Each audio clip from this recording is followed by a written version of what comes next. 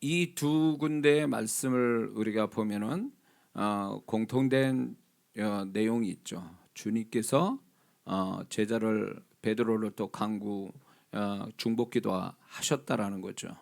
그리고 주님은 지금 또 우리를 위해서 강구해 주시는 주님이라는 것을 우리에게 말씀해 주고 계십니다. 그렇기 때문에 주님이 우리를 위해서 끊임없이 중보기도 하시기 때문에 택한 자들을 구원받은 자들을 기도해 주시기 때문에 우리가 이 신앙, 이 삶이 유지되는 줄 믿습니다. 저는 이제 가끔한테 그런 생각이 듭니다. 저희 역시도 그렇고 우리 성도분들이 알아야 될 게 뭐냐면, 왜 내가 신앙을 좀 진짜 게으르게 하고 부족하게 하고 모자라게 하는데도 여전히 그 신앙이 이어지고 그래도 믿는 자로서 살려고 몸부림치고 그런다는 게 좀 여러분들 좀 이상하고 그게 신기하다는 생각이 안 됩니까? 여러분의 생각에 나는 내가 이만한 열심히 했기 때문에 내 신앙과 내 삶을 이렇게 꾸려가고 있는 거야 라고 생각한다면 이 사람은 잘못 크게 생각하고 있는 거죠. 우리가 이렇게 주님이 보시기에 정말 합당한, 정말로 충족된 신앙을 갖지 못했는데도 불구하고 우리는 아슬아슬하게 그 신앙이 유지가 되면서 또 삶이 또 이렇게 또 이어져 가고 하나님의 은혜와 손길이 있다라는 것은 우리 노력이나 우리 애씀으로 된 게 아니라는 거죠. 믿으십니까? 주님이 끊임없이 이 베드로로 기도하셔 주셨듯이 지금 또 우리를 위해서 기도하시니까 우리가 그나마 이 신앙을 유지할 수 있다라는 겁니다. 할렐루야. 우리가 실족해서 죄를 범하고 문제가 심각해가지고 거의 죽을 지경이 됐는데도 불구하고 우리는 그런 상황에서도 하나님을 찾습니다. 주님을 불러요. 교회 나옵니다. 그런 상황에서도 그게 자기 힘이, 여러분이 생각할 때 내가 착해서 신앙사 지금 습관적으로 잘해왔기 때문에 내가 그렇게 하는 거라고 생각하면 큰 오산이에요. 지금 베드로에게 주님이 기도해 주신 것처럼 베드로가 3번 부인에 대한 어떤 그런 큰 잘못을 저질럼에도 불구하고 그는 다시금 정말 주님을 만난 자가 됐고 불받아서 정말 놀라운 사도가 된 것은요, 주님의 결정적인 주님의 기도가 있었기 때문에 그런 거예요. 전화위복이 된 베드로가 정말로 성경 그대로 이 사건으로 끝나버리고 사도행전 1, 2장이 없었다면 베드로는 계속 성경 써서 믿는 자에게 욕먹는 사람이 되는 거예요. 그러나 그 베드로가 정말로 그렇게 어떻게 보면 주님을 배신하고 정말 주님 면전하게 되고 주님을 부인했던 사람인데, 그 사람이 정말로 놀라운 변화되고 존재가 되고 신앙이 되고 사역을 할 수 있는 것은 결국 베드로의 어떤 그런 선한 성품이나 주님을 만난 그 지식이나 능력 가지고 된 게 아니라는 거죠. 여기에 결정적이에요. 주님이 그를 위해서 기도했기 때문에 그래서 다시금 회복되고 바로 설 수 있었던 거죠. 그러므로 예수 믿는 사람이, 여러분이 여기 있는 성도 중에 자기 삶에 자기 신앙에 굴곡 없이 산 사람이 어디 있습니까? 마음의 상처를 깊이 받아서 세상 살 소망도 없고 기력도 없는 그런 삶조차도 놓고 싶은 그런 경우도 있는데, 그럼에도 불구하고 신앙을 놓치지 않고 가는 것은 그게 내가 잘나서 내가 신앙이 좋아서 그런 게 아니라는 거죠. 우리가 자빠져도 결국은 주님께서 우리의 어떤 그런 연약함을 아시고 그런 것을 회복할 수 있도록 하나님께 간구하여 주셨기 때문에 그분의 은혜로 우리가 다시 일어설 수 있었고 걸을 수 있고 그분이 이끄시는 삶을 살 수가 있다는 겁니다. 할렐루야. 그러므로 우리는 그분의 기도와 그분의 은혜 없이는 못 사는 사람들이에요. 그거를 안다면 정말 더 겸손할 수밖에 없고 주님을 더 의지할 수밖에 없고 주님을 더 사랑할 수밖에 없는 줄 믿습니다. 그런데 오늘 이 본문의 말씀을 통해서 주님이 베드로에게 하시는 게 예언적 말씀이 깊이 살펴보면 우리가 한 가지 궁금한 게 생깁니다. 그게 뭐냐면 주님이 베드로에게 3번 부인할 앞의 일을 아시면서 3번 부인을 막아주시는 기도가 없었다라는 거죠. 그렇죠? 없으시고 그 일 당한 후에 베드로의 믿음이 떨어지지 않기를 기도해 주셨다는 것입니다. 왜 그 일을 당해서 상심하고 신앙을 포기하고 주님을 멀리 떠나려고 했던 그 베드로의 믿음은 기도해 주시면서 왜 그 앞에 3번 부인할 것은 왜 기도를 안 해주셨냐는 거죠. 여러분들 이게 궁금하지 않으셨습니까? 저는 굉장히 궁금했어요. 이 부분이. 왜 기도를 하시면 다 해주시지 왜 이렇게 반토막만 기도해 주셨냐 그거예요. 어? 그래서 정말 이것이 주님이 정말로 베드로의 3번 부인을 아셨는데, 그렇다면 처음부터 3번 부인할 상황이나 그런 상황이 와도 3번 부인하지 못하도록 막아주시는 기도를 하여 주시면 좋지 않았겠느냐는 거죠.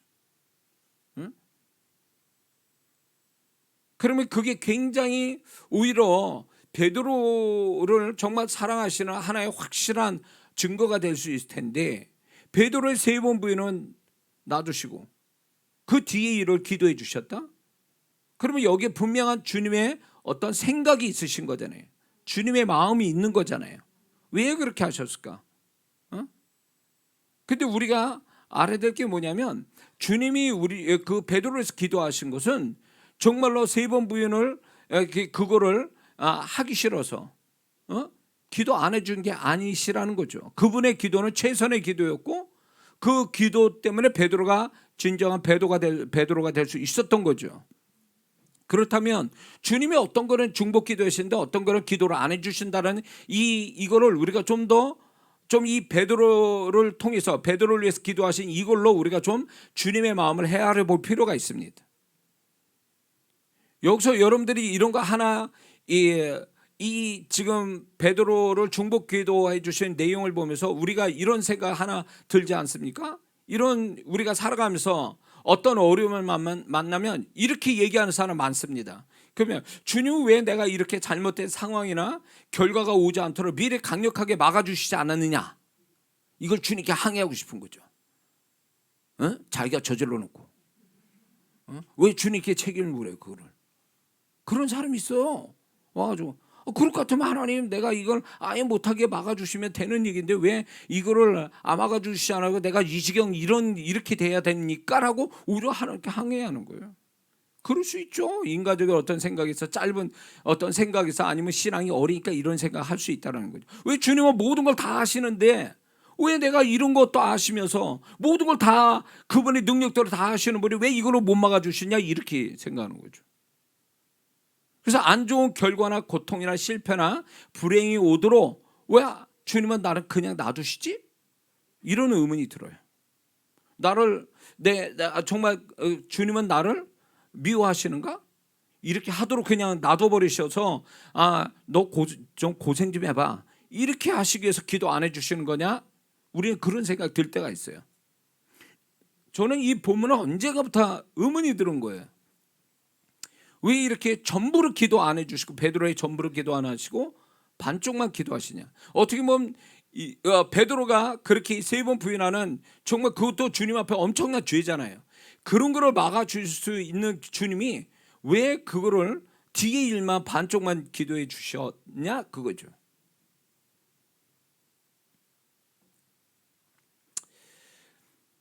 그러면 우리가 좀 이거를 저는 이 본문의 말씀을 이 의문을 풀어가는데 주님이 깨닫는 3가지가 있었어요. 그걸 함께 나누려고 하는 겁니다.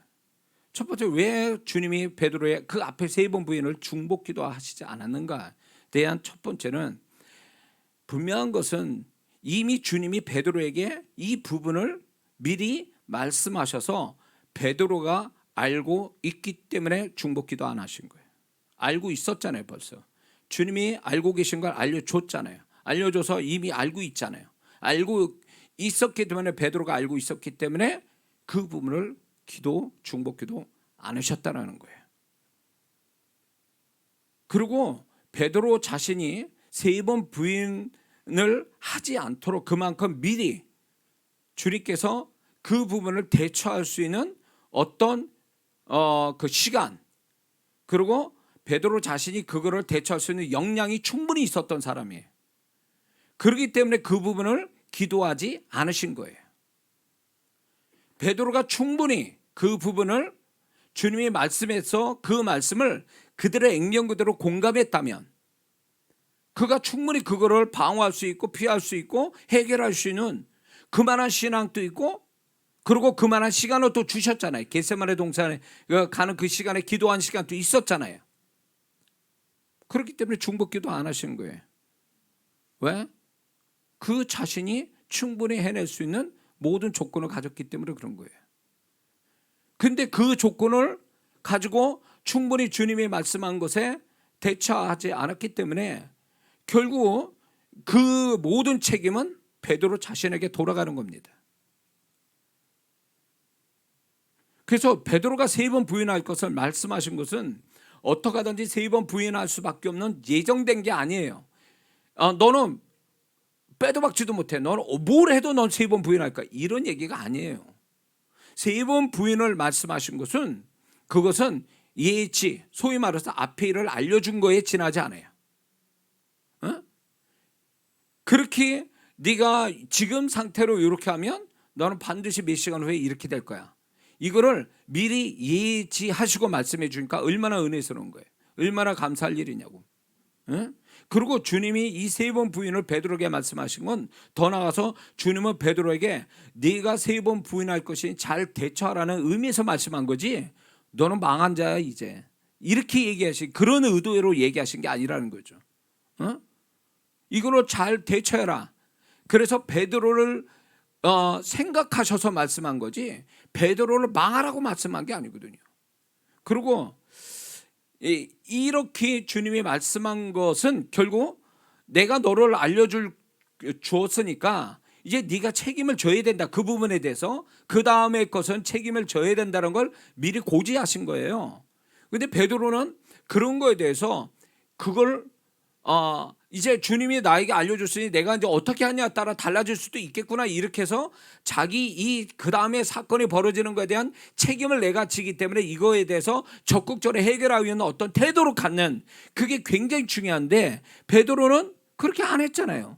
공이 자기한테 넘어왔으면 그거를 처리를 할 줄 알았는데 그렇게 처리를 하지 않으니까 결국 그가 당한 일을 당하게 된 거죠.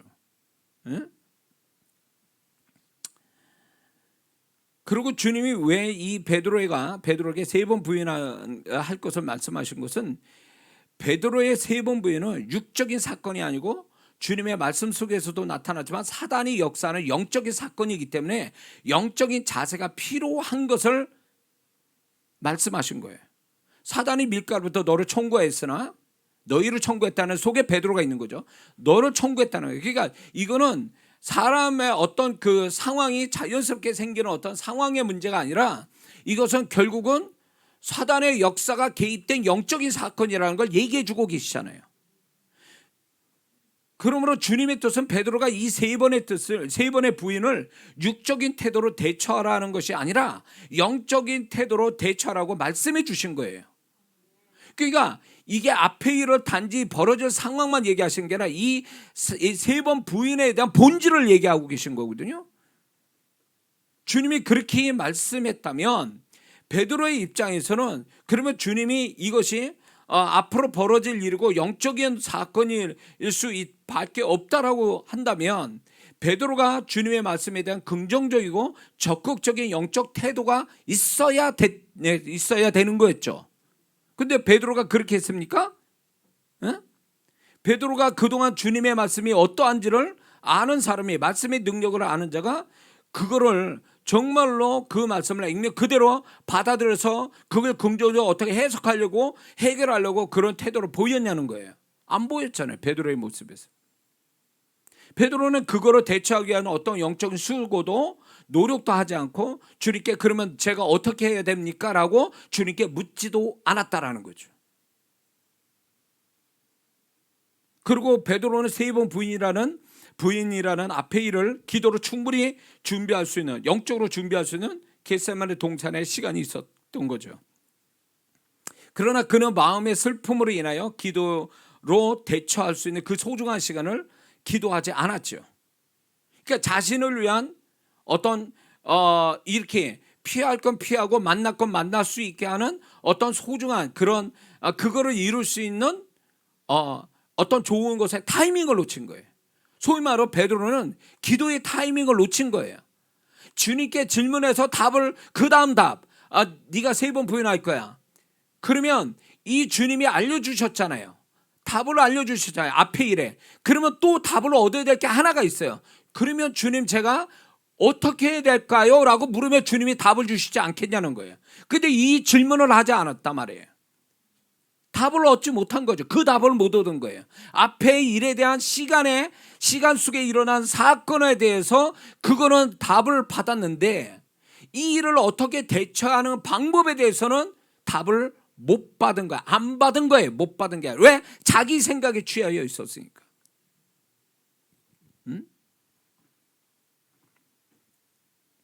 그러니까 결국 주님이 원하시지도 않고 본인이 또 원하지 않는 주님 앞에서 3번 부인이라는 일이 결국 발생하고 마는 거예요. 이게 주님의 책임입니까? 3번 부인한 게? 그건 아니잖아요. 결국 이거는 이렇게 우리가 좀 확실한 건 그거예요. 베드로가 주님의 음성을 믿지 않았다는 거예요. 수용하지 않았다라는 거예요. 그게 문제가 돼버린 거예요. 자, 그러면 왜 주님께서 베드로가 이렇게 3번 부인에 대해서 미리 말씀하신 배경이 뭐냐는 거예요. 그분의 생각은 뭐였냐는 거예요. 그것은 주님이 베드로에게 그 말씀하시는 그때에 베드로가 육적이면서 인간적인 태도의 상태가 몇 시간 후에는 사단이 그의 인간적인 것을 건드려서 3번 부인할 수 있는 상황으로 들어갈 것을 아셨다라는 거죠. 그래서 이거는 뭘 얘기하냐면 야 베드로야 너 지금 그 모습이 사단의 덫에 걸려서 너 3번 부인하게 될 거야. 그래서 이 3번의 부인을 미리 말씀한 건 더불어 무엇을 얘기하냐면 네 상태가 지금 그런 상태야. 네가 부인을 몇 시간을 후회할 건데 그 부인을 할 만한 지금 안 좋은 상태가 네가 지금 가지고 있어라는 거 그걸 얘기하고 싶은 거예요 주님이. 3번 부인이라는 앞에 벌어질 일에 대한 주님이 알려주시는 것도 정말로 귀한 일이지만 이 어떤 일이 벌어질 것을 얘기하시는 것보다 더 주님이 이거를 미리 말씀하신 이유는 네 상태가 지금 그런 거야 라는 걸 얘기하시는 거예요. 네 상태가 지금 그러기 때문에 조만간 그 일이 벌어질 거야. 베드로가 좀 똑똑한 사람이었다면 내가 3번 부인할 만한 지금 상태인가? 내가 그런 존재인가? 주님이 그 말씀할 때 그거에 고민을 했었어야 되는 거예요. 근데 베드로는 그걸 고민하지 않았다는 얘기죠. 자기 어제도 말씀드렸지만 자기가 진실한 어떤 마음을 공감해달라고 주님께 주님의 공감을 유도한 거지 그게 정말로 주님의 말씀에 공감돼서 자기 상태를 보는 사람이 아니었다는 거죠. 그러니까 우리도 이럴 수 있어요. 우리가 주님으로부터 계시적인 어떤 그 예언의 말씀을 들을 수도 있어요. 예언의 말씀을 듣지 않아도 우리가 지금 나의 상태가 어떠한지를 아주 정확하게 볼 수만 있다면 그 사람 장래가 나 자신의 장래가 어떻게 올지를 계시 스스로 할 수 있다는 거죠. 예를 들어서 쉽게 얘기하면 믿는 자가 죄 짓고 살아. 그러면 그 다음에 장래는 어떻게 되는 거예요? 죄의 삭은 사망이에요.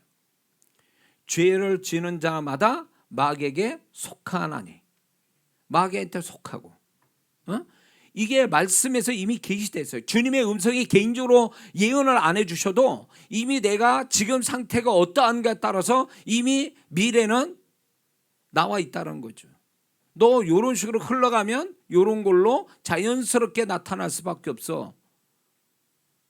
베드로처럼 앞에 일을 얘기 안 하셔도 지금 내 상태를 읽을 줄 안다면 우리가 장래가 어떤 걸 만나고 어떤 걸 피해갈 수 있는지를 알게 하신다는 거죠.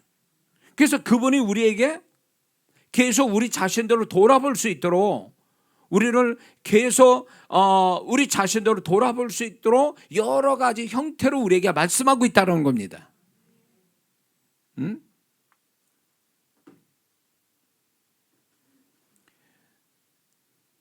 하나님의 음성이 신비하게 환상 가운데 아니면 기도 가운데 주님의 그 육성처럼 들리는 그분의 음성만이 우리에게 말씀하신 게 아니라 여러 채널, 음성과 같은 음성을 대신하는 여러 채널이 있어요. 우리가 성경을 읽다가, 목사님 설교 듣다가, 아니면 주변에 은혜스러운 사람의 말을 통하든가, 아니면 상황에 어떤 연속된 상황에 통한 하나님의 메시지를 듣는다든가, 어떤 사건을 그거를 통해서 어떤 하나님의 음성을 듣는다든가, 찬양 속에서 그 찬양의 가사를 통해서 하나님의 음성을 듣거나, 이런 여러 채널로 우리 장래를 알리실 뿐만 아니라 우리 자신들을 자꾸 돌아보게 하신다는 거예요. 그러니까 베드로가 3번 부인할 거다라는 이 주님의 계시된 말씀을 하시고, 저는 주님이 조금 덧붙여서 얘기한다면 이런 얘기 하실 거라는 거. 아까 얘기한 것처럼 너 지금 이 상태로는 너는 3번 부인할 수 없으니까 지금 네 상태를 분별하라, 이렇게 말씀하실 거라고 봐요. 성경에 그게 정말 주님이 한 말씀 더 했다면 그게 기록이 됐을 거라고 보는 겁니다. 그러므로 베드로의 이 주님이 중보기도 안 하시게 이렇게 3번 부인을 기도 안 해주신 건요, 이미 말씀하셨어요. 말씀하시고 말씀한 그 자체로 너의 존재가 지금 그렇다는 것까지도 얘기하신 거예요. 근데 그 베드로는 주님의 말씀한 걸 믿지 않았죠. 그러니까 당할 일을 당하게 된 거예요. 그 말씀을 주님이 사랑해서 전달해 줄 때는 정말 그 베드로가 그런 일 당하지 않기를 바라고 전해 주셨던 거 아니에요? 그러면 베드로가 이제 그 음성을 받아서 자기가 처리하는 건 이제 그 부분에 대해서 어떻게 할 건가는 만나질 거냐 만나지 않아질 거냐의 그 책임은 자기한테 있는 거죠. 그래서 하나님께서 그 사람에 대해서 중보기도 하실 때에 기도 부분에서 우리를 위한 기도를 빼버리시는, 기도를 안 하신 부분이 바로 이런 부분이에요. 나는 너한테 충분히 얘기했어. 이런 저런 형태로 이미 얘기했어. 네가 조금만 귀 기울였다면, 내가 너와 함께 있어서 내가 너에게 말하는 주님이라는 것을, 말씀을 전하는 주님이라는 걸 네가 믿었다면 너는 이미 알았어야 되는 거야. 제가 이제 저 자신도 그렇고 과거로 돌이켜 이렇게 볼 때 왜 내가 그때 그렇게 했었지? 왜 그런 결정했지? 내가 왜 그렇게 했는가? 그러면서 이제 후회를 뒤늦게 하는 거죠. 그런데 가만히 그거를 후회하게 만든 지난 날을 생각해 보면, 그러면 주님은 구경만 하고 계셨나? 근데 그게 아니라는 거예요. 지난 과거를 가만히 내가 후회할 만한 걸 가만히 세밀하게 생각해 보면 이미 하나님이 그 일 하지 마라, 그쪽 가지 마라, 그렇게 결정하면 안 돼, 벌써 이미 다 여러 가지 사인을 나한테 주셨다 그거예요. 그걸 못 알아채는. 근데 언제 하냐? 다 일치를 치르고 다 겪을 거 겪고 고생할 거 고생한 다음에 후에 그 모든 것이 시간이 지나간 다음에 뒤를 보니까 그렇더라. 지나고 난 다음에 알게 된 거죠. 지나고 난 다음에 베드로도 주님의 말씀이 그렇게 할 때는 귀를 막고 있더니 그 일이 3번 뻥 터지니까 비로소 지난 몇 시간에 주님이 말씀한 게 그거였다는 걸 일 다 치룬 다음에 알게 된 거죠. 그래서 주님은요, 내가 말한 이상 너는 이제부터 네 책임이다라는 거예요. 내가 말하지 않았다면 그거는 너를 사랑하지 않은 그 나의 책임도 있는데 나는 너를 사랑해서 다 얘기했다라는 거예요. 대놓고 얘기했잖아요, 베드로한테. 암호로 얘기한 것도 아니고 다른 걸로 얘기한 게 직접 얘기하셨잖아요. 근데 안 믿었잖아요. 그러면 오늘날 우리가 베드로라는 입장으로 생각할 때, 내가 베드로예요. 그러면 주님이 직접 말씀하는 것도 있지만 그 주님의 음성이라는 거에 대해서 여러분이 그 고정관념을 버려야 돼요. 꼭 신령한 가운데 육성으로 들려야 주님의 음성이에요. 지금 얘기했잖아요. 말씀 있다 불이 확 들어와. 그 말씀에 믿어지고 그 말씀에 감동이 와. 그게 주님의 음성 아니에요? 어? 목사의 설교를 듣는데 그 설교가 사람 소리가 아니라 어느 부분은 완전히 나를 막 확 잡는 그런 어떤 그분의 목사님의 설교가 있다면 그게 주님의 음성이에요. 다른 성도들이 뭐라고 나한테 얘기했는데 그게 동일하게 얘기하거나 그 얘기를 할 때 찔림받고 뭔가 부담이 오고 영적인 근심이 생기고 그러면 그게 주님의 음성이잖아요. 왜 우리는 그걸 외면하냐 말이에요. 그러니까 주님은 만나지 말라라고 베드로가 만나라고 얘기하신 게 아니라 만나지 말라고 미래야 한 건데 우리는 그런 여러 채널의 주님의 음성을 듣고도 그거를요 못 알아채고 고집스럽게 자기 생각으로 베드로 같은 태도죠. 자아도취, 자기 중심적인 그런 신앙을 갖다 보니까 그 고집으로 그냥 밀고 나가다 베드로 짱 나는 거죠. 그리고 이런 사람이 뭐라 앉아서 주님 왜 이걸 안 막아주셨습니까 이래요. 주님이 그런 분이냐고. 충분히 네가 알아서 판단하고 피할 수 있는 시간과 그만한 능력이 된 자에게 나는 충분히 그렇게 시간 줬다. 너는 충분히 이걸 피할 수 있는 역량도 있어. 근데 안 한 거는 누구 책임이에요? 그 사람 책임인 거지. 만약에 이것이 비밀리 벌어지는 일이라면 주님이 분명히 베드로를 위해서 기도를 하셨을 거예요. 그러나 비밀로 이루어진 일이 아니잖아요. 주님이 얘기하셨잖아요. 우리도 마찬가지예요. 우리가 가만히 생각할 때 우리의 어려움과 모든 것들이 결국 여러분들의 그 삶을 그렇게 벌어지게 된 결과를 얘기하지 말고 그게 벌어지게 된 시작점을 다시 보라고요. 시작점을 보면 왜 주님이 그거 하지 말라고 여러 형태로 얘기하는데 왜 고집스럽게 자기 판단에 자기 계산대로 그거를 밀고 가서 사고 치냐고. 응? 제가 항상 문제를 가져오신 분들한테 제가 이제 묻는 거예요. 그걸 처음에 어떻게 했습니까? 주님과 상의했습니까? 주님이 그리고 이 일에 대하여 증거를 주셨습니까? 맞다고? 그러면요 문제를 많이 가져온 그 성도분이 제가 이 질문하면요 거의 10명이면 9명 대답 못합니다. 왜? 그 상황에 자기 생각에 다른 사람 말 듣고 결정하고 선택했다는 거예요. 응? 그래서 주님이 당하지 말라고 그러면 이제 그 질문하죠. 그러면 주변에 이 선택과 결정하는 데 있어서 이게 틀렸다라고 주변에 얘기한 사람이 있었으니까 있어요. 그리고 더 나아가서 이분이 발견을 못했지만 주님이 여러 가지 형태로 가로막는 증거들이 있었다고요. 그걸 못 본 것처럼 하지만 이미 그분이 보고 듣게 했단 말이에요. 베드로처럼. 근데 그거를 알아챌 만한 눈이 열리지도 않고 귀가 열리지도 않았어. 그게 너무 세밀하고 작다 보니까 별거 아닌 것처럼 쳐버렸다고요. 주님은 우리에게 항상 계시하신 분이라고요. 느닷없이 뭔가 우리가 당하게 우리가 생각할 땐 느닷없이 나 당했습니다. 그거는 잘못된 말이에요. 잘못된 생각. 그분은 우리한테 느닷없이 하시지 않아요. 응? 분명히 그런 것에 대한 전조현상이라는 게 있고 비 오기 전에 먹구름이 끼는 것과 같은 거예요. 전조현상이 있는데 우리는 그런 것들을 캐치를 못한 거예요. 이거를 캐치 못한 이유가 뭔지 아세요? 주님이 자기 삶을 다스리고 계신다는 걸 믿지 않았기 때문에 그런 거예요. 베드로가 그 주님의 말씀이 맞다는 걸 동의 안 하니까 생긴 거 아니에요? 주님이 그렇게 어저께 맞는 말씀 하셨는데 왜 그 순간만큼은 베드로가 그 주님의 말씀에 동의를 안 하냐 그거예요. 그게 자기 불행을 가져오는 거죠. 오늘날 성도들이 그거예요. 자기가 다 일 저질러 놓고 왜 주님 탓하냐고. 왜 이거 안 맞으십니까? 아예 처음부터 딱 막아주시지. 이렇게 얘기하는 분들이 있어요. 그러면 주님 뭐라고 하실 것 같아요? 이미 난 너한테 다 얘기했어. 난 너한테 이미 그 부분이 어떨 거라는 걸 이미 그 일 벌어지기 전에 내가 여러 증거를 너한테 줬잖아. 이렇게 얘기하시는 거예요. 그러니까 많은 성도분들이 주님 믿습니다. 주님은 나의 주님이십니다. 이렇게 고백하면서 사실 자기 삶에 가서는 주님이 아닌 거예요. 결국 자기 삶의 주님은 자기 자신일 뿐이에요. 응?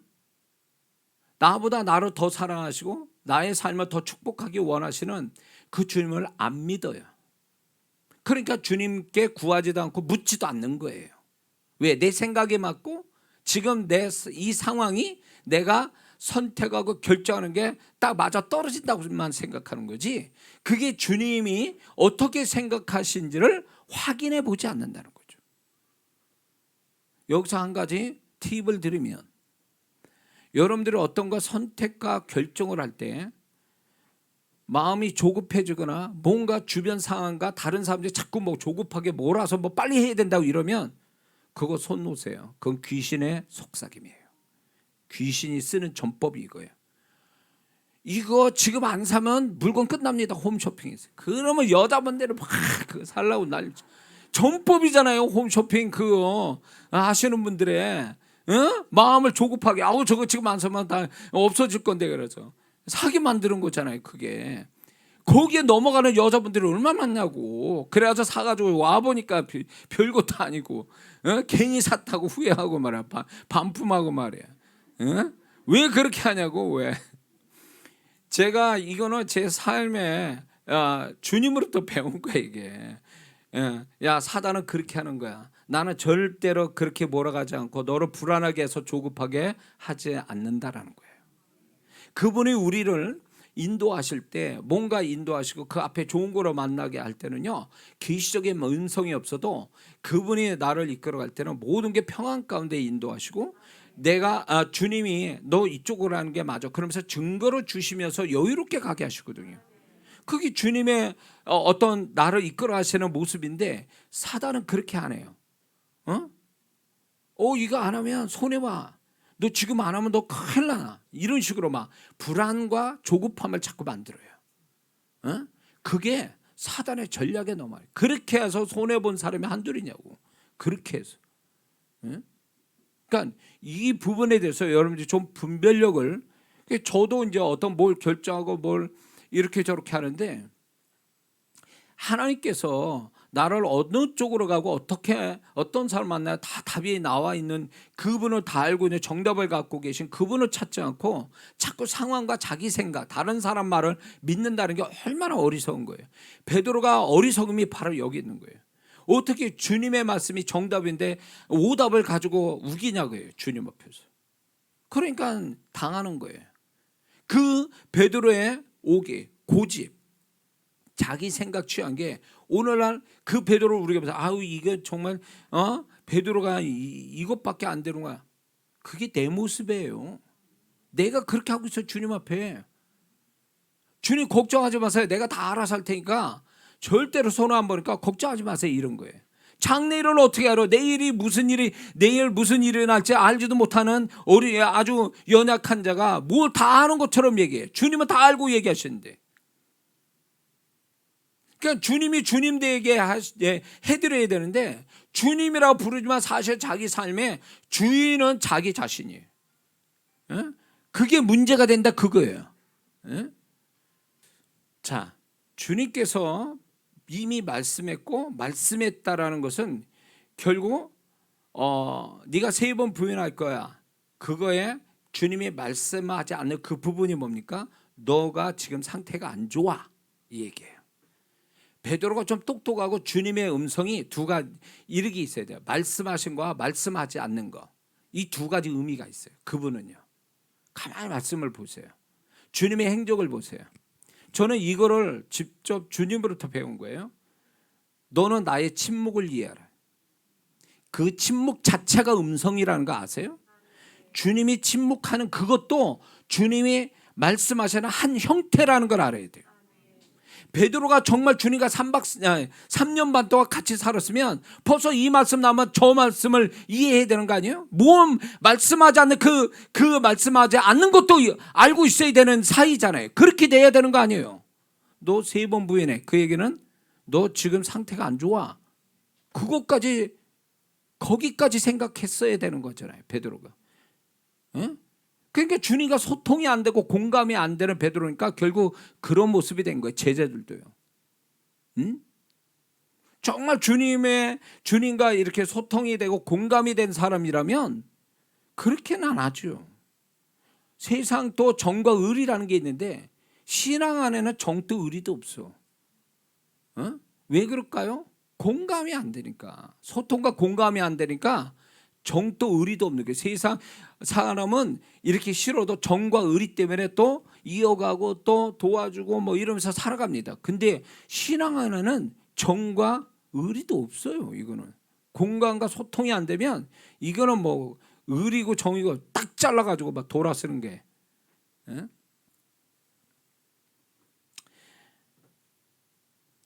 자, 그래서 주님이 지금 나의 상태를 이제 알고 계시는데 우리 자신은 내 상태를 모를 수도 있잖아요. 그래서 주님이 여러 가지 형태의 음성을 통해서 그 음성을 통해서 나를 발견시켜 주신다는 거죠. 직접 음성 들려주시면 얼마나 좋겠어요. 그러나 그렇지 않더라도 그분이 나를 자꾸 지금 상태를 알려줘서 너 고쳐야 돼. 그래서 마음에 찔림을 주시고 감동 주시고 부담 주시고 근심 주시고 여러 가지 어떤 마음의 여러 가지 현상을 일으켜서 우리로 하여금 나를 돌아보게 하신다는 거죠. 나를 돌아보게. 예? 지금 이 설교를 통해서도 주님이 여러분 자신을 보게 하시는 거잖아요. 그것이 결국 내가 그분의 어떤 여러 가지 형태로 나를 발견해서 주님 내가 이거 고치겠습니다. 이거 문제군요. 그러면서 자기를 분해할 줄 아는, 주님 앞에서 분해를 할 줄 아는 자는 주님이 다시금 더 좋은 모습으로 조립시켜 주시거든요. 그러면 무슨 일이 벌어지냐? 그 사람은 베드로 같은 당하지 말아야 할 것을 당하지 않게 피해가는 은혜를 주세요. 그때 내가 기도를 했더니 하나님이 그거 기도 안 해서 큰일 날 뻔했고요. 이거. 내가 그때 정말 주님 붙잡지 않았으면 내가 지금 크게 손해볼 수 있었던 거구나 이러면서 지나간 다음에 그 뒷일을 보니까 이제 그런 거로 해석이 되는 거죠.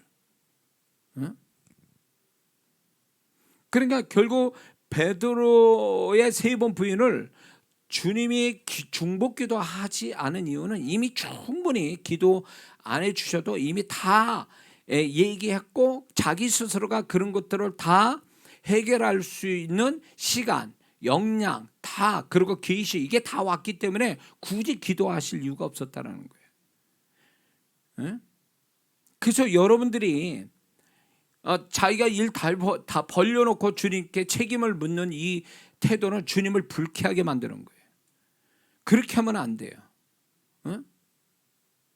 그래서 오히려 그런 상황이 생기면 문제 해결해 주세요 막 이런 기도 그런 걸 주야장창할 게 아니라 주님 내가 그때 주님의 음성 듣지 못한 거, 내가 그때 내가 고침받으라고 그렇게 해주신 거에 대해서 내가 성실하지 못한 거, 그래서 내가 부딪힐 돌에 부딪혀버리고 이런 어려움을 겪게 된 거, 이거를 얘기해야 돼. 이거를 얘기해야 된다고. 베드로가 주님의 말씀이 기억나서 통곡한 거 아니에요. 비로소 이제 그분의 음성이 생각난 거예요. 적어도 그런 태도는 있어야 될 거 아니에요. 가룟 유다하고 베드로가 차이가 뭔지 아세요? 베드로는 주님의 음성을, 주님의 말씀을 기억했어요.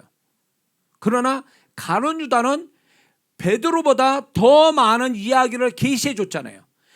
가룟 유다만 알 수 있는 말을 하셨잖아요. 여러 형태의 말씀하셨잖아요. 네가 나를 팔리라.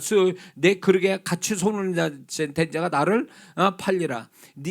너는 차라리 태어나자면 그 누구를 가룟 유다에서 태어나지 않는 게 좋을 뻔했다.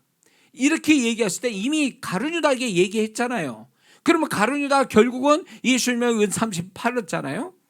그런 다음에 죄책감이 들어왔죠. 근데 거기 보세요. 가룟 유다가 주님의 음성을 기억했다는 구절이 있습니까? 없어요. 이 차이예요. 베드로는 뭐가 문제인지 그 처음을 다시 뒤돌아 보게 된 거죠. 그래서 예수 믿는 사람의 어떤 삶의 태도도 바로 그런 거예요. 우리가 좋은 일을 만나든 그렇지 않은 일을 만나든 결과적인 것 가지고 그 현상 가지고 해석하고 그 현상 가지고 주님께 매달리지 말고 그것을 가져오게 된 시작점의 나 상태, 나라는 상태와 그분이 나를 이 일을 당하지 않게 해주신 그분의 증거를 찾는 일이에요. 거기서 교훈을 얻어야 돼요. 그래서 다음에 그런 일이 반복되지 않게 정말 그것을 하나의 나의 삶의 공식으로 삼는다면 절대로 그 사람은 두 번 그런 일을 안 당합니다. 근데 이걸 모르니까 또 당하고 사고치고 고생하고 또 그러는 거예요. 사사기가 이스라엘 백성들이 왜 7번씩이나 이방 족속으로 당하면서 살아야 되는 이유가 뭐예요? 한 가지 이유예요. 우상숭배 빠졌다는 거. 그들은요, 한 번으로 교훈을 얻어서 끝날 일을 350년 동안 7번 가서야 이제 알게 된 거예요. 아, 이게 우리 시작이 우상숭배였구나. 그래서 이 일이 이런 식으로 벌어진 거예요. 그 사사기를 하나님 왜 기록해놨는데 우리에게 얘기하는데 너 안에 사사기에 있어. 네 삶에 너의 삶에 사사기가 있어. 그 어리석음을 버려라. 결과를 가지고 얘기하지 말고 네 시작을 다시금 돌이켜봐라. 베드로가 그분의 말씀 주님의 음성을 기억나서 밖에 나가서 통곡했다 그러세요. 그분의 말씀이 기억나서. 이 태도가 중요하다는 거예요. 가룟 유다는 결과만 가지고 죄책감 가져서 비극적인 인물이 됐잖아요. 주님의 음성을 다시 들어봐서 그렇고 나서 베드로처럼 회개하는 태도를 가졌다면 가룟 유다가 그러지는 않을 거라는 거죠. 네? 무슨 말인지 이해가 되십니까? 그래서 주님이 다 알려주셨는데도 불구하고 저지러지는 것들에 대한 주님의 책임은 없어요. 그래서 주님이 기도로 책임져 주실 이유가 없다라는 거예요. 얘기를 하셨기 때문에. 그리고 그거를 베드로 상태까지도 묵시적으로 알려주셨기 때문에 그거를 아는데도 안 했다면 그건 주님이 기도해 줄 이유가 없게 책임질 이유가 없다는 거예요. 네? 그런 것까지 다 책임져 주세요? 그건 말이 안 되는 얘기지. 그건 말이 안 되는 거예요. 그럴 수는 없어요. 그렇죠? 자, 그러면 두 번째, 왜 베드로를 위한 주님의 기도 속에 세 번 부인을 막아주시는 중복 기도가 없었을까? 할 때 두 번째는요, 베드로는 주님의 말씀에 귀담아 듣는 것보다 주님의 말씀을 믿는 것보다 자신의 결백, 고백, 주장 이런 주님을 향한 또 그런 것도 있고 주님을 향한 인간적 의리 같은 게 더욱 그걸 믿고 있음을 주님은 아셨죠. 그리고 베드로는 세 번 부인이라는 영적인 덫에 영적 자세로 피하거나 방어하거나 극복하려고 하는 것이 아니라 한 걸음 더 나가서 인간적이고 육신적인 어떤 생각에 머문 게 아니라 그게 행동으로 취했잖아요. 뒤따라가서 보았다는 거죠. 그게 어떻게 보면 선한 걸로 보이지만 그거는 이미 그는 자기 생각이 옳다고 믿었고 자기의 육적인 어떤 그 의리든 어떤 선한 감정이든 그걸로 해서 행동으로 옮겨버렸다는 거예요. 그러니까 이게 생각 플러스 행위까지 나와버리니까 이거는 막을 수가 없는 거예요. 이거는 막을 수가 없는 거예요. 주님께서 중복 기도를 안 하시는 그 한계가 뭐냐면 그 사람이 주님이 그렇게 여러 채널로 얘기했고 그렇게 증거를 주셨음에도 불구하고 그가 자기 생각을 붙들고 그 생각, 고집을 가지고 그걸 주장하고 그런 걸 가지고 행동으로 옮겨버리면 그거는 주님의 중복기도 대상이 아닌 거예요. 왜 그러냐면 주님은 절대적으로 우리가 가지고 있는 자유의지를 무시하지 않습니다. 우리는 그분의 리모컨이 아니에요. 그분이 누른 대로 움직이는 로봇이 아니란 말이에요. 리모컨의 대상이 아니란 말이에요. 그렇기 때문에 주님은 우리에게 충분히 우리가 가진 자유의지를 가지고 주님을 선택하기를 바라시는 거지. 너는 지금 이런 거야. 그러니까 네가 이쪽으로 선택했으면 좋겠어 라고 그 선택할 수 있는 어떤 기회를 드리는 분이지 너 이쪽으로 해 라고 하면서 내 의지와 상관없이 그분이 막 정말 군대에서 상관이 부하에게 복종을 바라듯이 그렇게 하신 분이 절대 아니라는 거예요. 그렇기 때문에 이게 본인이 의지를 가지고 뭔가 속으로 결정하고 행동까지 옮겨버리면 주님은 절대로 그 부분은 중복기도 할 이유가 없는 거예요. 이미 끝난 거예요. 주님의 중복기도는 결국 모를 때나 아니면 그 사람의 생각이나 이런 것들이 스스로 결정하고 행동으로 옮기 전에 주님께 뭔가 이렇게 묻거나 뭔가 잘 몰라서 그런다면 주님이 중보기도는 해줄 수 있지만 이미 결정 내려서 행동하는 것은 주님이 중보기도의 대상이 아니라는 거죠. 마귀가 좋아하는 건 그거예요. 우리가 가진 인간의 정과 의리, 인간적인 어떤 행동, 인간미가 있어 보이잖아요. 세상 눈으로 볼 때는. 근데 그게 사단의 덫이에요. 그리스도 예수의 사람은 그 육체와 함께 그 정과 욕심을 십자가에 못 박느니라. 정, 애정, 사정, 인정. 이 정으로 사는 것은 하나님이 못 박아버렸대요. 십자가. 그걸 가지고 쓰지 못하게 만들어놨다는 거예요. 근데 예수 믿는 사람은 그걸 가지고 사니까 그렇게 살아봐야 뒤에 가선 배신이고 뒤에 가선 손해고 하나님의 말씀이 맞구나. 내가 정과 욕심으로 산다는 것이 결국 이거는 안 되는 거구나. 말씀이 맞구나. 언제 가야 이 말씀이 맞다라고 고백하겠냐는 거예요. 그 오늘날 많은 성도들이 정과 욕심에 잡혀가지고 말씀 따라 사는 게 아니라 정과 욕심, 십자가 이미 못 봐서 그걸 못 쓰게 만들었다는데 그걸 붙들고 살아서 그것 때문에 상처받고 그것 때문에 결국 자기 손해로 보고 불행을 가져오는 이거에 대해서 주님은 안타까이 여기시는 거예요. 근데 이 베드로가 주님의 말씀을 믿고 행동하는 게 아니라 자기 생각, 자기 어떤 인간적인 정, 의리 이런 걸 움직여버린 거예요. 이게 사단이 쓰기에 딱 좋은 어떤 덫이란 말이에요. 덫. 그래서 우리가 가지고 있는 이런 게 있습니다. 사단이 우리의 정과 욕심, 거기에다가 합리적이고 논리적인 생각들, 그거에 귀신 그 안에 있어요. 이거에 속는 사람 많아요. 얼마나 합리적이야. 얼마나 계산이 딱 떨어지는 거야. 얼마나 이게 정말로 이게 논리적이냐고. 근데 그거대로 가냐? 예수 믿는 사람은 그거대로 가는 게 아니에요. 아브라함이 합리적이고 논리적인 생각했잖아요. 가나안 땅에 있다면 굶어 죽겠구나 우리가. 그러니까 살기 전에 애굽으로 내려가자. 이게 얼마나 합리적인 거예요. 먹고 살아야 돼. 죽지 않게 해서. 그게 그 당시에는 맞는 것 같은데 결과에 가서는 틀렸잖아요. 이게 인간의 어리석음이에요. 진작에 그분의 음성을 듣고 기다릴 줄도 아는 게 이게 바보스러운 것 같아도 계산으로 이게 도대체 계산에 안 맞는 거라도 그게 정답인데 하나님의 사람은 우리는 세상을 닮아가지고 합리적이고 논리적이고 계산이 딱 떨어지는 거 그게 진리고 그걸로 하면 뭐가 좋은 결과가 나온다 그러면 그렇게 됩니까? 예수 믿는 사람은 그걸로 사는 게 아니에요. 그거를 우리가 교육을 받아가지고 손해보지 않게 해서 딱딱 떨어지는 합리와 논리성을 배운 그 세상적 교육이 신앙 안에도 들어와 있어요. 그 신앙 안에서도 계속 그런 게 이게 맞는 거야? 이게 나한테 유익이 되는 거야? 이런 식으로 해요. 그게 그렇게 됩니까? 그때는 마저도 나중 보면 틀린 거예요. 응? 왜 그분이 그렇게 말씀하고 있고 그런데 왜 그런 식으로 가느냐겠지. 이 베드로는 주님의 음성이 기준점이 됐어야 되는 거예요. 거기서 거기에 파생된 거기에 합당한 생각, 거기에 합당한 태도를 거기에 합당한 행동으로 옮겨져야 이게 역사 축복이 되는 건데 이 베드로의 모든 생각과 행동의 기준점은 말씀이 아니고 자기 생각, 자기 감정, 자기의 합리성, 자기 의리 이런 걸로 움직이니까 그때 맞았냐고. 틀렸잖아요. 근데 우리도 그러고 살고 있는 거예요. 그러고.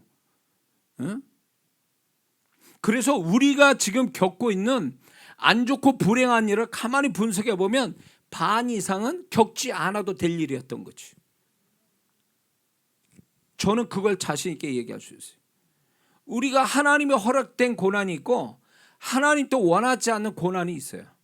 근데 이걸 다 싸잡아 우리는 하나님부터 고난받는다고 얘기해요. 아니요. 그걸 냉정하게 분석해 영적으로 분석해 보면 반 이상은 하나님이 허락하지도 않은 거예요. 원하지도 않고.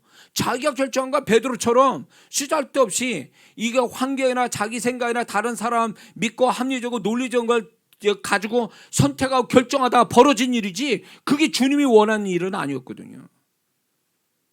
응? 우리는 그걸 주님께 다 책임을 묻는 거예요. 잘못된 태도죠. 응? 그래서 제가 경험한 걸 얘기할게요. 주님께서 제가 어떤 결정하려고 행동을 해야 될 부분이 있었어요. 그래서 이제 주님께 물었습니다. 주님, 제가 이렇게 하는데 해야 될까요, 말아야 될까요? 주님께 물었어요. 여기까지는 좋았어요. 근데 이제 내 생각은 한편으로는 또 주님의 생각하고 좀 다른 생각을 갖고 있었던 거예요. 베드로처럼. 그런데 주님은 내 생각과 다른 생각을 얘기하시더라고요. 그래서 제가 내 생각을 관찰하기 위해서 또다시 물었어요. 주님이 좀 이 부분에 좀 양보를 하시거나 좀 제가 가지고 있는 생각에 동의를 해주기를 바랬던 거예요. 왜냐하면 내가 그게 좋은 것 같았으니까. 그런데 주님은 두 번째도 주님의 얘기를 하시는 거예요. 야, 이걸 어떻게 하냐. 그래서 3세판이다. 한 번 더 묻자.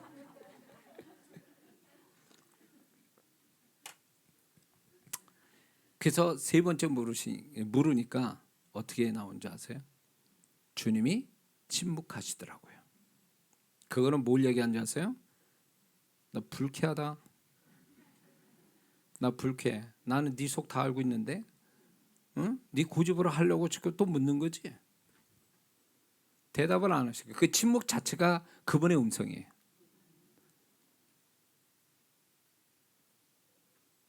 주님의 그 침묵은 뭐라 그러냐면 그거예요. 네가 하고 싶은 대로 해 그냥. 왜? 이미 나는 주님께 묻지만 반은 이미 결정했어.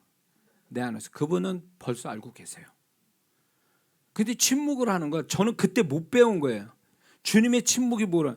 침묵을 어떻게 해서냐? 반대로 해석하는 거. 주님이 인정해 주시는구나 이거. 내가 생각하는 대로. 그렇게 해석을 했어요. 그래서 제가 옮겼죠. 행동으로. 잘 진행되더라고요. 나는 그래서 내 생각이 맞는 줄 알았어. 그래가지고 이제 제가 원했던 그 현장에서 이렇게 봤는데 그 현장을 보는 순간에 아차 싶은 거예요. 아니구나 이게. 내가 생각한 그게 아니었구나. 주님이 왜 거기를 가지 말라는지 알은 거야 그때. 그 주님의 침묵도 이해가 된 거예요. 이미 내가 행동으로 옮길 줄 알고 계셨기 때문에 더 이상 말씀하지 않은 거예요. 그건 뭐냐면 네 고집대로 해라.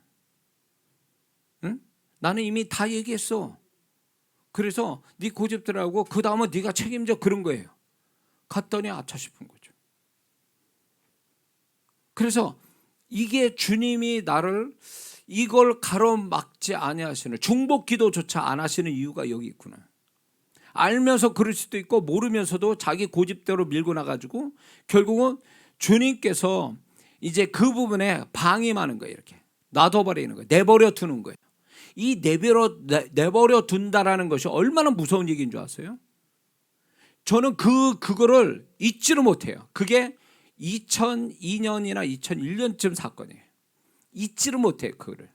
그래서 이제 제가 주님의 침묵에 관한 것을 주님으로 배우기 시작하고 그 내가 고집피고 가난한 주님은 막지 않으신다를 알게 됐어요. 그때 이제 가만히 생각해보세요. 아니 내가 가는 게 이게 틀렸다면 주님이 막아주셔야 되는 거 아니요? 근데 그거는 건방진 생각인 거지. 내 생각이지 주님의 생각이 아니거든. 주님은 얼마나 인격적인지 몰라. 그래서 지금 또 제가 뭔가 헷갈려서 물을 때요. 주님께 물을 때 2번을 지금 묻습니다. 근데 3번은 안 물어요. 왜냐면 3번을 묻는다라는 건 주님을 시험하는 것 같고 주님 앞에 내 고집을 주장하는 것 같고 그래서 절대로 그렇게 안 합니다. 지금 또.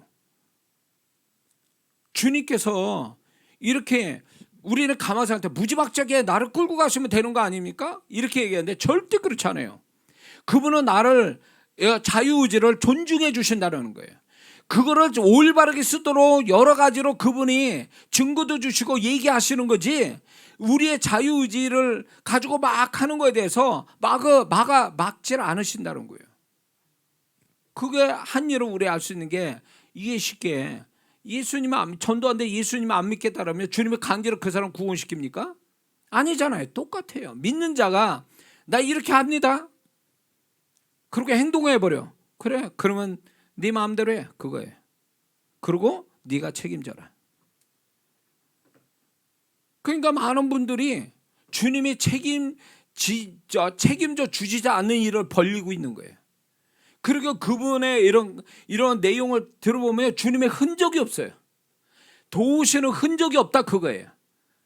주님이 겨우 자기 멋대로 결정해서 벌어진 일에 대해서 주님의 흔적이라는 건, 이 사람이 주님이 그나마 깨달아서 살려주세요 이러면 물에 빠진 베드로를 건져주는 그것만큼의 은혜가 오는 거예요.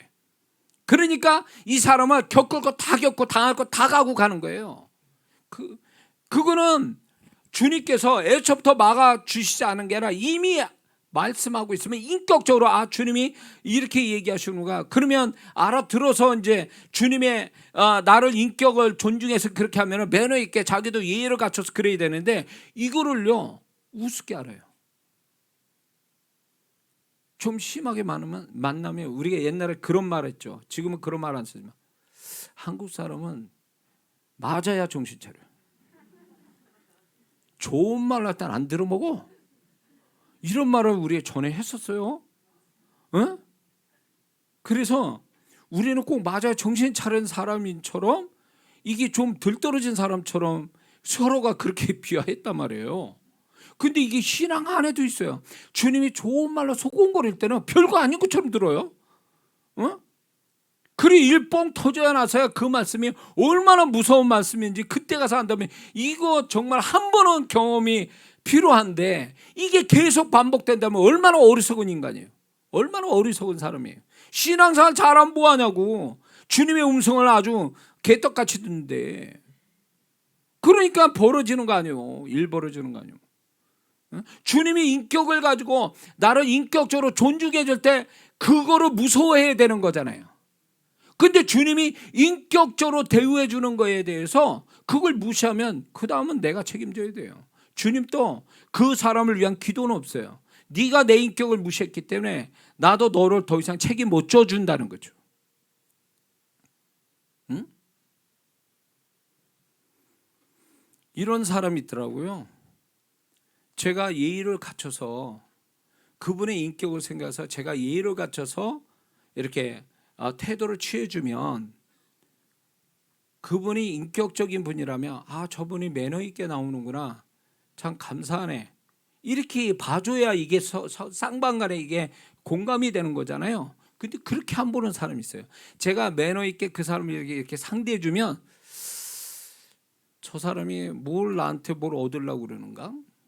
내지는 그래, 내가 저 사람한테 그런 대우를 받을 만한 사람이지 이러면서 교만해. 그리고 내가 매너 있게 하는 나를 우습게 봐요. 그런 사람 있죠? 나만 경험합니까? 그런 사람이 있어요. 그래서 더 이상 그 사람은 안 만납니다. 얘기 안 해요. 아니, 자기를 인격적으로, 내가 인격적으로 대우해주고 존중해주는 걸 어떻게 그렇게 해석하지? 응? 내가 그런 거에 대해서 매너 있게 지금 대하고 있다는 그거를 존중해 주는 게 아니라 그거로 자기가 뭐가 되는 것처럼 생각하고 내가 뭐가 아쉬워서 그 사람 붙잡는 것처럼 생각하는 이 사고방식이 도대체 어디서 온 거야 도대체? 응? 응? 내가 그렇게 해야 되냐고, 내가 그럴 사람이냐고, 내가. 응? 이것도 좀 인정해주는, 좀 뭔가 알아주는 사람한테 그렇게 해야, 내가 대우받자는 건 아닌데 적어도 내가 그렇게 하면 그렇게 반응이 나와주는 게 상식적이잖아요. 근데 그러지 못한 사람 많은 거예요. 그러니까 신앙 안에도 이래요. 꼭 두들겨 맞아야 정신 차려가지고 그때부터 신앙생활 하는 사람 좀 한 발 늦은 거 아니에요? 이미 그분은 아주 인격적으로 조용히 정말로 매너 있게 나를 존중해서 얘기하고 증거를 주는데 왜 그때는 그걸 못 알아챘냐, 그거예요. 주님이 베드로한테 그 얘기할 때 무섭게 얘기했습니까? 평상시처럼 사랑하는 마음으로 부드럽게 얘기하셨을 거예요. 제가 주님의 음성을, 이건 개인적인 체험이니까 그냥 이해하고 들으세요. 제가 주님의 음성 듣는 경우가 허다하게 많은데 주님의 음성은요 굉장히 부드러워요.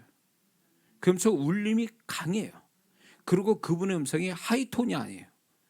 이게 중저음처럼 들려요. 저는. 그러면서 그분의 엄숙하고 굉장히 무게감이 있어요. 그래서 그분의 음성이 작은 소리인데 작다라는 생각이 안 들어요. 희한하더라고요. 그래서 그분의 음성이 들으면 편안해지고, 그러면서 위험이 느껴지고, 그러면서 무게감이 느껴지고, 이런 느낌 확 받거든요. 그렇기 때문에 거기서 그분이 그런 음성을 나한테 그런 목소리로 저한테 얘기하실 때 그거는 들을 수밖에 없어. 그거는 그 말씀대로 행할 수밖에 없는 거예요. 어떻게 근데 그분의 음성을 베드로는 그렇게 단칼에 잘라버리지? 이해를 못하는 거예요. 내 천국 가면 물어보고 싶어요, 이분한테. 어떻게 3년 못다 주님의 음성 듣고 주님이 어떤 분인지 아는 분이 왜 그런 얘기, 그런 그 태도는 그러냐? 제가 왜 그런지 뒤에 가서 또 얘기하겠습니다.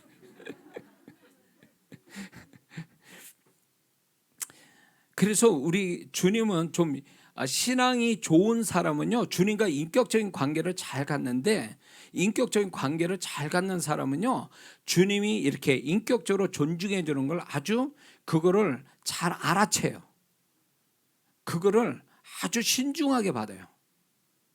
그러니까 그 사람은 삶이 고난이 없어. 그냥 물 흘러가듯이 쭉 흘러가요. 왜? 그분의 음성을, 그분의 어떤 자기를 대하시는 그런 것들을 이미 다 잘 알고 있으니까 거기에 맞춰서 주님께 어떤 그런 태도를, 주님의 인격을 존중하고 자기도 그렇게 주님을 대하는 모습이 있으니까 이 사람은 막힘이 없어요, 삶이. 예. 우리가 그래야 되는 거예요. 꼭 우장창창 깨져야 그때 주님이 정말 무섭구나 뭐 내잖아. 그러면서 주님을 그런 식으로 보면 안 된다라는 거죠. 그런 식으로 보면. 그래서 주님이 나는 강제로 막아주시면 좋겠는데 그건 신앙 잘못 배운 거예요. 주님을 잘못 알고 있는 거라고. 주님과 좀 인격적인 관계가 돼서 존중받고 존중해드리는 이게 왜 신앙이 안 되냐고. 이게 왜 큰 소리 나고 악을 써야 되고 막 욕을 해야 돼. 그때 정신 차리고 말이에요. 에?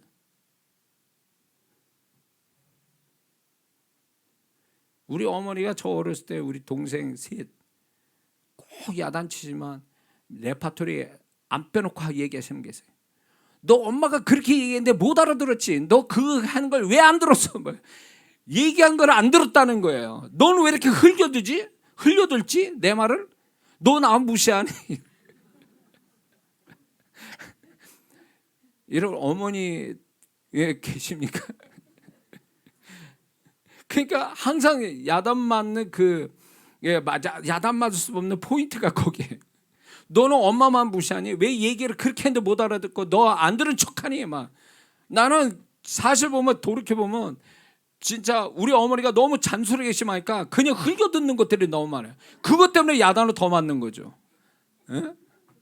그러니까 어머니 입장에서 무시나왔다고 생각해. 무시했다. 너 나 무시하지? 그게 주님이 우리에게 하시고 싶은 말씀이에요. 너 나 무시하지?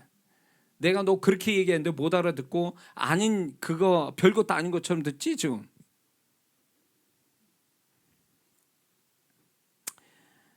자, 그래서 주님이 왜 그 중복 기도가 없었냐? 3번 부인에 대해서 결국 결심하고 행동에 버렸기 때문에 주님이 그를 막아주실 근거가 없는 거예요.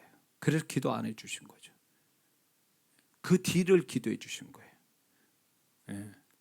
자, 3번째로 왜 주님이 중보기도 속에 3번 부인하는 것을 막아주시기 위한 기도가 없었을까 할 때에 주님의 말씀, 이 3번 부인하게 된 배경을 주님이 말씀하죠. 뭐냐면 시몬아 너를 밀가루 타려고 너를 요구하였노니. 이 얘기는 뭐냐면 이 사건이, 그게 3번 부인하는 그 사건들이 결국은 사단의 역사다라는 그 배경을 얘기하고 있는 거예요. 그러니까 이 일은 자연스러운 육적인 사건이 아니라 영적인 사건이라는 것을 계시해 주고 있는 거죠. 그래서 이 베드로가 그거를 영적으로 해석하도록 그 주님이 말씀했지만 베드로는 육신적이고 인간적인 생각 거기에 잡혀 있는 거죠. 그러니까 이게 가만히 생각해보면 베드로가 어떤 인간적인 생각을 했다는 그 자체가 벌써 사단의 덫에 걸려버렸다는 거예요. 왜? 그 생각 가지고 움직였으니까. 그러니까 우리가 가지고 있는 생각, 인간적인 생각들 속에 사단이 우리를 잡으려고 던져주는 미끼가 있어요. 그 미끼를 물었을 뿐이요, 그 사람은. 에? 그러니까 우리가 인간미가 있다는 거 있잖아요. 그거 조심해야 돼요. 그 속에 사단에 우리를 사로잡으려고 던진 것들이에요. 그게 어떻게 보면 우리가 신앙생활하는데 세상 사람 볼 때 좀 잔인하고 냉정한 것처럼 보일 때가 많아요. 인간미 없다, 정이 없다, 막 이렇게 상식적이지 못하다. 그럴 수밖에. 영적인 어떤 상황에 가서는요, 그런 것들이 방해 요소가 되고 그런 것이 사단의 덫일 수가 너무 많거든요. 그래서 예수 믿는 사람이 차갑다, 아주 사람이 그렇다라고 하는 이유도 우리가 영적으로 대처하는 데 있어서 그런 태도로 보이지 않으면 덫에 걸려버리거든요. 그러니까 베드로가 네가 사단이 밀가루 너를 요구했다라는 얘기는 결국 그거에 대한 인간적인 것을 그것을 사용하려고 이미 대들었다, 그 얘기예요. 근데 이 베드로는 그걸 모른 거죠. 사단에 걸려버리니까 인간적 생각과 결심을 가지고 행동으로 옮겼다는 얘기는 결국은 사단의 덫에 걸려서 움직였다라는 얘기예요. 그래서 그 부분을 기도해 줄 수가 없다라는 거예요. 이미 베드로의 인간적인 거 플러스 사단의 역사, 이 두 가지가 결합이 돼서 어떤 결과를 가져오면 주님은 그거 기도해 주지를 못한다는 거예요. 벌어진 다음을 기도해 줄 수는 있어도 그렇게 움직여버리면 주님도 어떻게 할 수 없다라는 거예요. 응?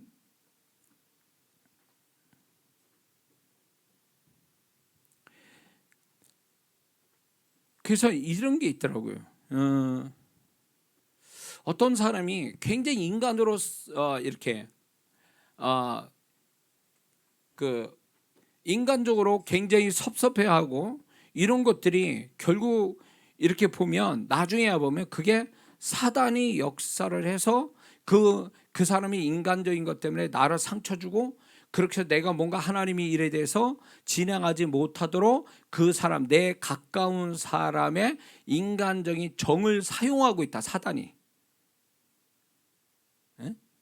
그런 게 있다라는 거죠. 이게 참 이 간증은 제가 가끔 했던 얘기인데 지금 우리 천국에 계신 우리 아버님 이해하고 좀 들으셨으면 좋겠습니다. 제가 목회자가 되는데 목회 일을 하고 교회를 창립하고 교회를 하는 데 있어서 가장 그 마음의 상처를 또 마음의 고통을 준 분이 저희 아버님이세요.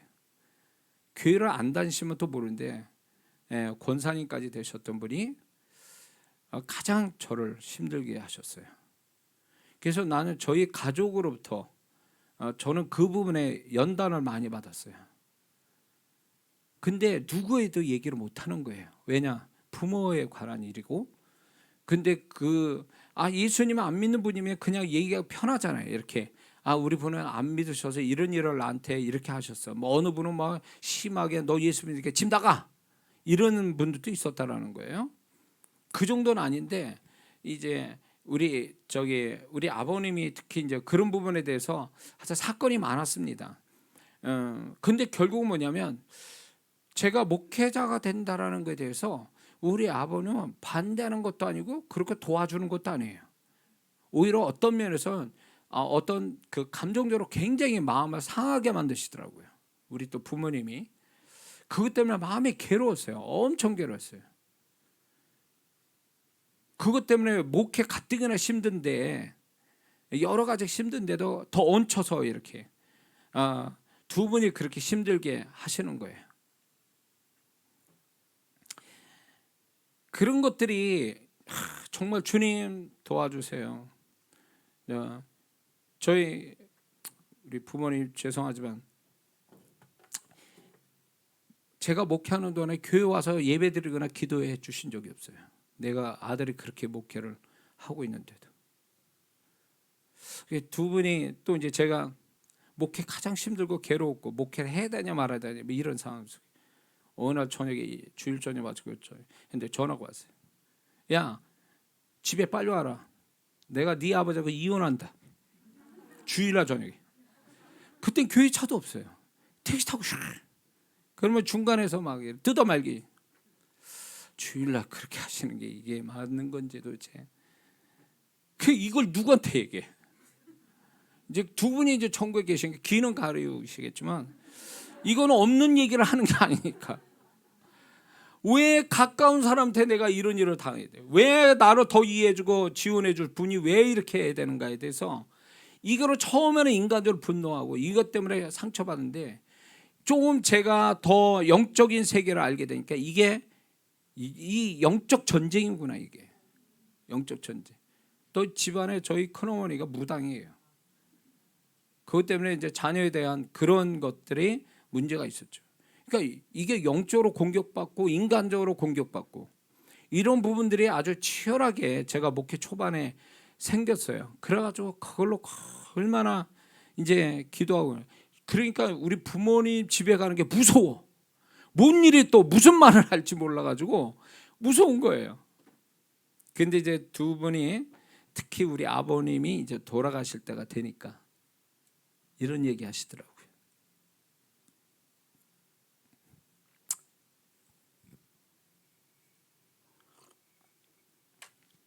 돌아가시 직전에 이런 얘기했어요. 내가 왜 너한테 그때 그랬는지 나도 모르겠다. 미안하다.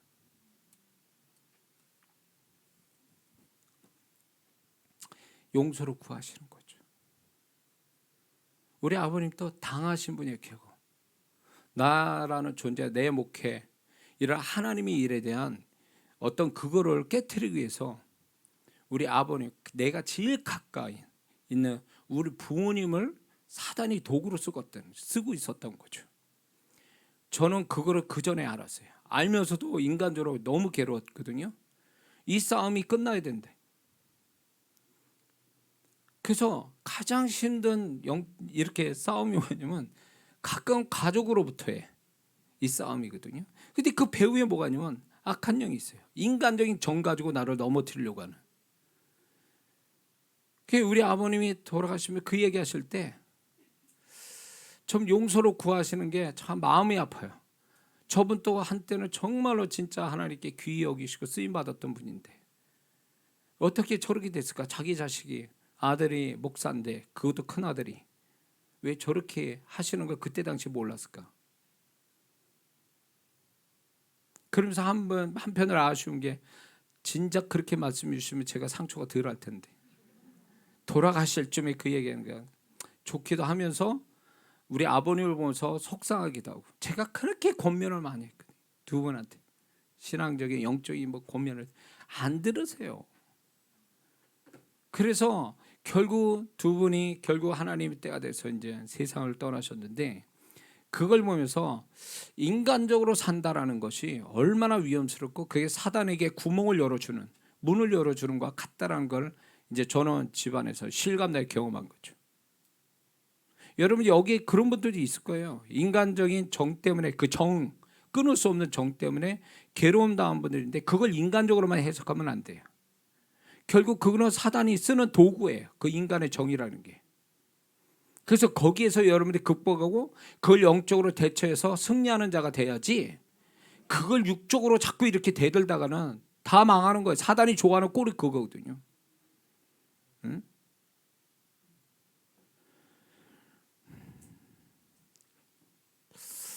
그래서 사단이 이렇게 교묘하게 우리의 인간적인 것 가지고 인간적 태도, 인간적인 정 이런 거 가지고 관계 속에서도 그렇고 이런 걸 통해서 우리를 괴롭히고 있는데 이런 거죠. 본인이 그걸 깨닫고 이게 내가 잘못됐구나라고 하기 전까지는 주님이 그 영혼을 정말로 그렇게 행동하자고 작정하고 사단과 합세해서 막 가면 하나님도 막을 길 없는 거예요. 그거는 어떻게 해줄 수 없는 거예요. 그러니까 예수 안 믿습니다, 이거 똑같은 얘기예요. 예. 그러면 어떻게 할 수 없잖아요, 그 순간만큼은.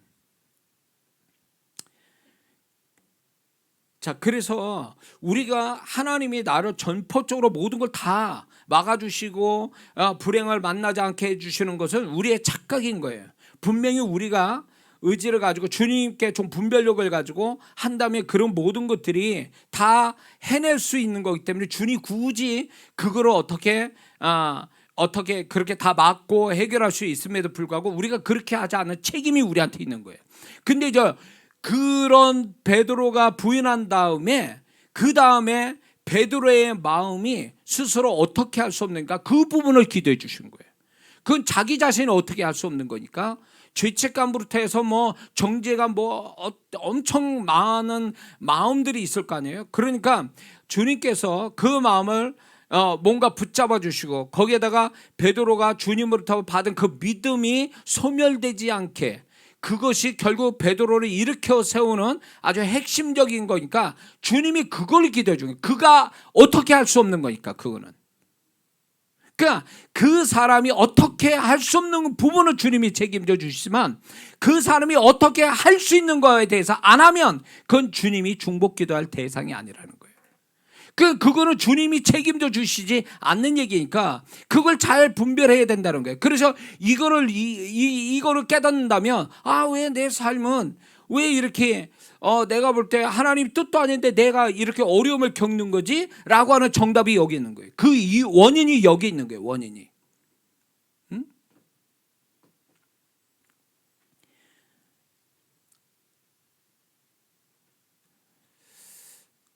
이 주님께서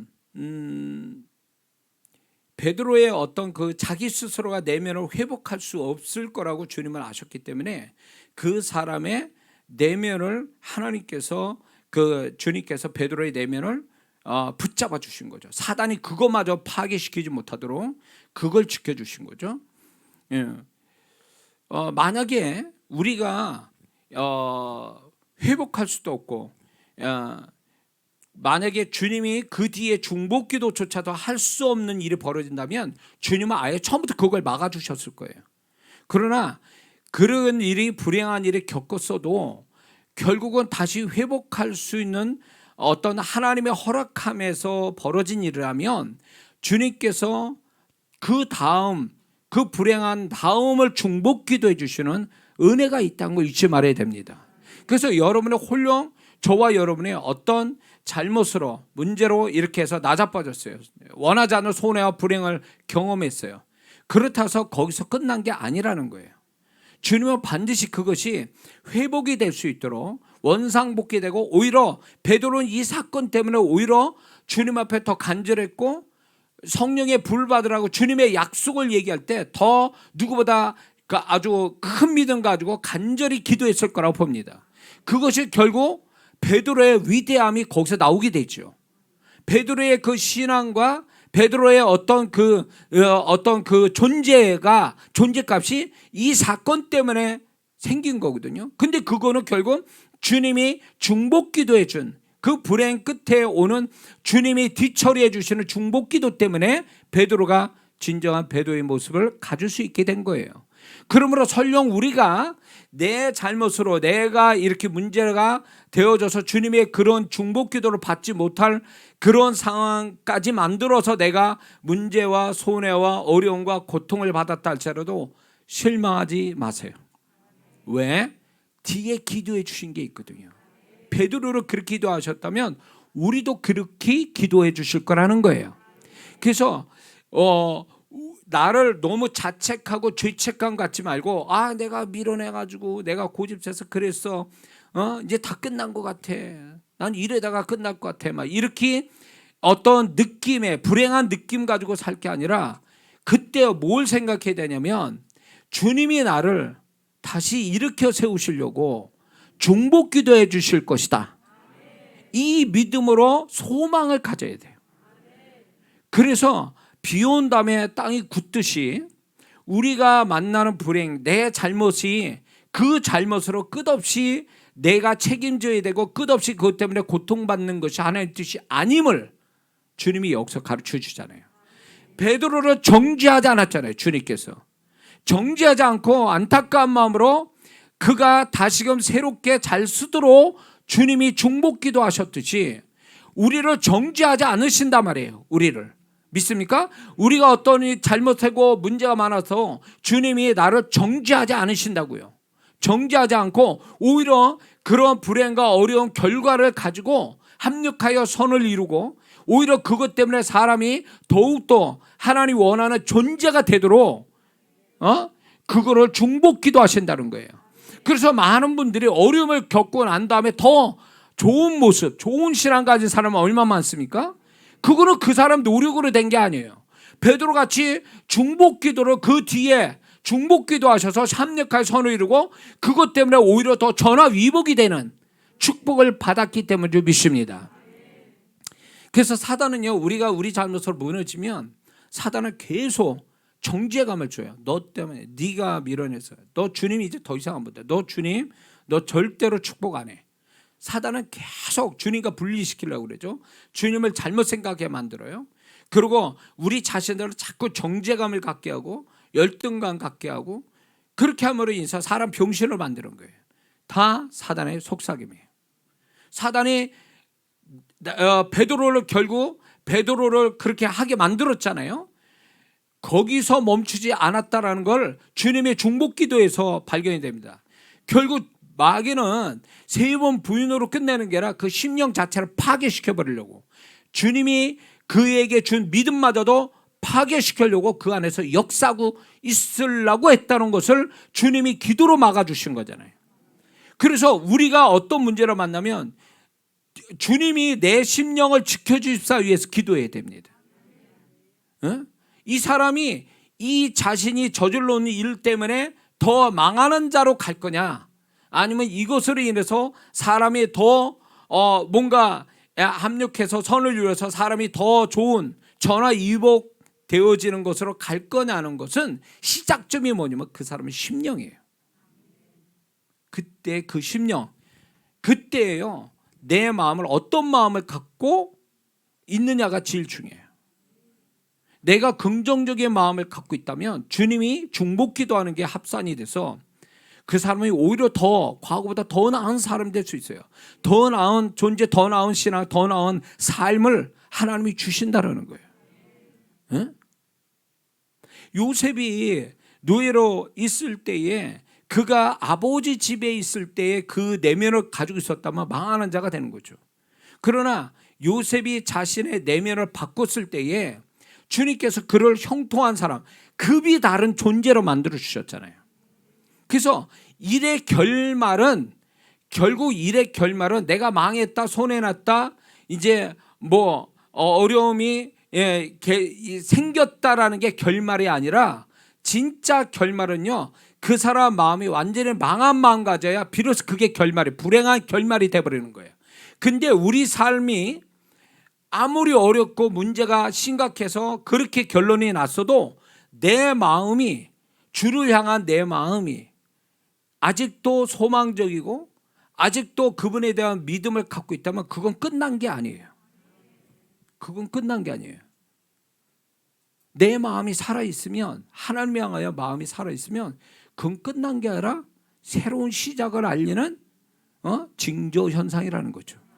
베드로의 주님이 믿음 떨어지지 않게 기도한 그 믿음이, 마음속의 믿음이 그는 주님께 더 가까이 갈 수 있었고 주님에 대한 생각을 더 달리 할 수 있었고 그가 약속을 더 굳세게 믿을 수 있었고 그는 더 기도해서 성령의 불을 더 크게 받은 사람이 됐다는 거죠.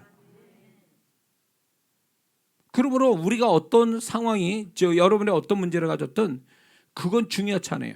그걸로 망하잖아요. 하나님은 예수 믿는 사람을 환경으로 망하게 하신 적이 없어요. 환경으로 망하게 하는 게 아니라 그 사람 태도에 망한 거예요. 광야 생활했던 그 사람들도 자신의 태도, 광야 1세대가 태도 때문에 망했지 하나님이 환경이나 모든 삶을 못 지켜주셔서 망한 자가 아니라는 거죠. 그것처럼 우리가 어떤 상황이 놓여져 있던 이 여름 집회 참여하는 여러분들이 어떤 고민과 어떤 문제를 가졌던, 그게 내 실수도 내 잘못이든 그거에만 집중하지 마세요. 내가 어떤 마음 먹고 있느냐, 지금 어떤 마음.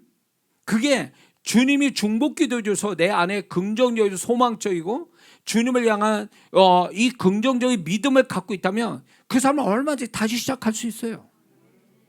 그래서 베드로는요 3년 반과 그 3년 반 후에 인생이 이게 딱 두 가지로 나누어지는 거예요. 제자로서요.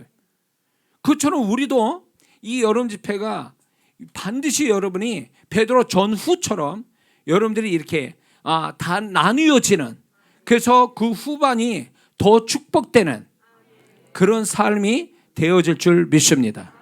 기도하겠습니다.